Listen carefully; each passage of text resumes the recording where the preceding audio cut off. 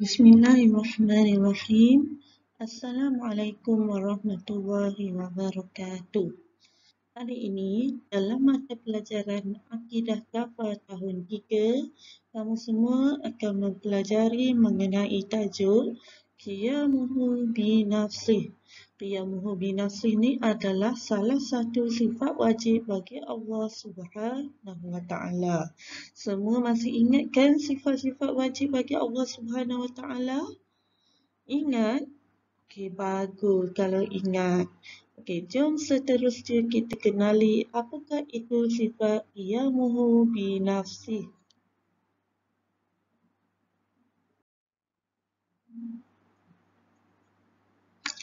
Maksud qiyamuhu binafsi ialah berdiri dengan sendirinya. Siapakah yang berdiri dengan sendirinya? Sudah tentu Allah Subhanahu wa taala. Bagaimanakah yang dikatakan dengan Allah itu berdiri dengan sendirinya? Ah, Allah itu berdiri dengan sendirinya ialah Allah tidak memerlukan pertolongan dari makhluk yang lain. Sekiranya Allah memerlukan pertolongan dari yang lain, ini bermakna Allah itu amat lemah, tidak sempurna dan tidak layak menjadi Tuhan.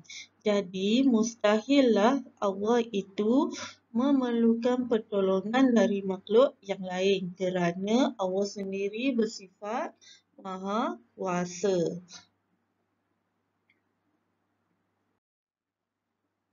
Yang ketiga, Allah berkuasa menjadikan alam ini tanpa bantuan sesiapa pun. Telah terbukti yang alam ini Allah cipta amat sempurna dan teratur. Jadi Allah menciptakan alam ini tanpa bantuan sesiapa pun. Berbeza dengan manusia, jika manusia ingin mencipta sesuatu memerlukan bantuan orang lain.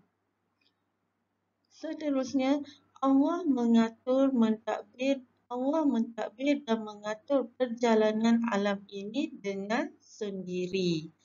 Ini jelas mengenai maksud qiyamuhu binafsi. Maksudnya Allah ini menciptakan alam ini, mentadbirkan alam ini, mencipta manusia tanpa bantuan dari makhluk lain, tanpa bantuan dari sesiapa pun. Maksudnya Allah sendiri yang mampu mentadbir alam ini dengan sendirinya. Kalaulah Allah itu meminta bantuan orang lain, ini bermakna Allah itu amat lemah dan tidak layak untuk menjadi Tuhan. Jadi sangatlah mustahil bagi Allah itu meminta pertolongan orang lain. Lawan bagi sifat qiyamuhu binafsih ialah qiyamuhu biqairih. Bermaksud berdiri Allah Subhanahu wa taala dengan yang lain. Jadi ini ialah sifat mustahil bagi Allah. Qiyamuhu biqairih ni lawan kepada qiyamuhu binafsih. Kena ingat ya, lawan bagi qiyamuhu binafsih ni ialah qiyamuhu biqairih. Dalil qiyamuhu binafsih. Terdapat dua dalil. Yang pertama ialah dalil naqli. Dalil naqli ini ialah dalil dari ayat Quran. Mengenai dalil qiyamuhu binafsih terdapat dalam surah Al-Baqarah ayat 255, iaitu Allahu la ilaha illa huwal hayyul qayyum. Okey, ini kamu senang saja nak hafal, pendek je. Jadi boleh tengok dalam buku teks hafal kamu, petikan ayat tersebut. Okey, yang kedua ialah dalil akli. Dalil akli ini ialah dalil dari segi akal. Dari segi akal pemikiran kita, kita boleh berfikir mengenai konsep sifat qiyamuhu binafsih ini. Pertama, Allah Subhanahu wa taala tidak memerlukan yang lain, sebaliknya makhluk yang memerlukan bantuan Allah. Ya, kita sebagai makhluk memang sangat memerlukan bantuan Allah.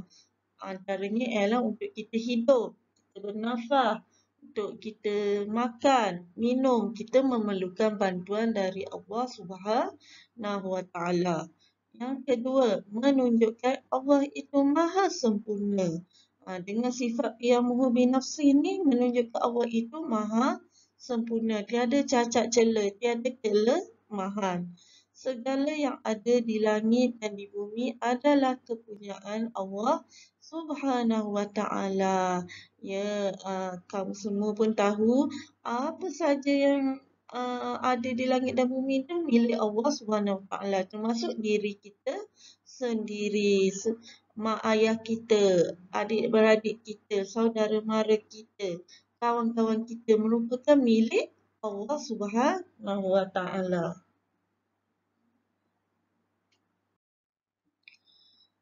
Hukum mempercayai qiyamuhu binafsih.